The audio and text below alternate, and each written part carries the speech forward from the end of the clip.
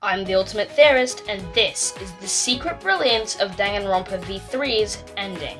Above all, this video will contain around 70% opinion and inference, and just about 30% fact and canon. If you're easily offended, or a Twitter user, please leave now. The same applies to those susceptible to spoilers for the whole series and plot. With that out of the way, let's get started.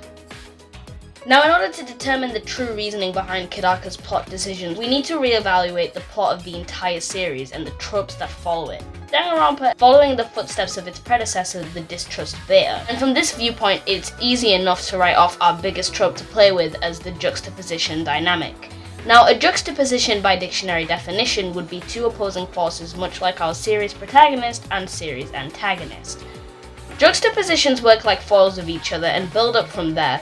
Knowing this, our first parallel is our hope and despair juxtaposition. Most, if not all the time, the protagonist plays the side of hope, as the mastermind of the respective game acts as despair. With that juxtaposition in mind, we need to know how that common game plot choice affects the final decisions made by the team for V3 killing Harmony. Right off the bat, there are more than a handful of misconceptions that need addressing, but that will come with time. Every other game leading up till V3, it's been hard to connect with the protagonist's despair, as we've been in the position of observationists for 7 years in the game release timeline. So it's no surprise the idea of being dragged into the last hour of a trial shook the fanbase. But that was actually the intention all along. Now, misconception number one is that the audience of V3 is the fanbase. While at times they do behave like us, they aren't intended to be us. See, Danganronpa 1, 2, and Ultra Despair Girls, including the anime, take place in what we will call the series universe. However, Danganronpa V3 takes place about 30 to 40 years from now. The current year is 2021 for context. This is evident by the amount of killing game seasons so far and by the technology available to the characters, like the Scrum debate battle podiums and etc. So we know right off the bat we've distanced ourselves from this particular universe. Now this is where things get a little tricky. The V3 universe is not only different from ours, but it's also different from the Danganronpa series universe that we've just established. This middle ground is where people lose track of their argument and begin to make foolish mistakes when refuting against the ending. And that's what we need to stay clear of. So in order to avert confusion, let's pick up on this universe thing in a later case. Coming off of my earlier statement, Danganronpa V3 Killing Harmony is where we finally feel like we're part of the game, and that's where people slip up again.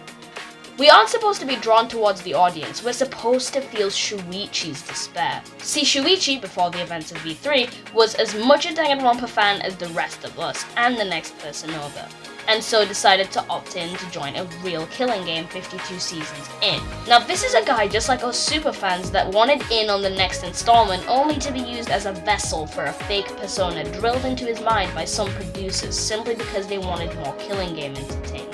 See, Shuichi went through all of this only to be used and then played for within the last 3 hours 52 minutes real time. That was Shuichi's despair. Our despair was something very similar. See, Shuichi survived the whole killing game thinking it was a huge, real problem, only to be told he was a puppet in Sumugi's show. Our despair was similar, in a sense that it took presumably one of our favorite mediums and throws it to the wind for an audience that we can't even confirm exists.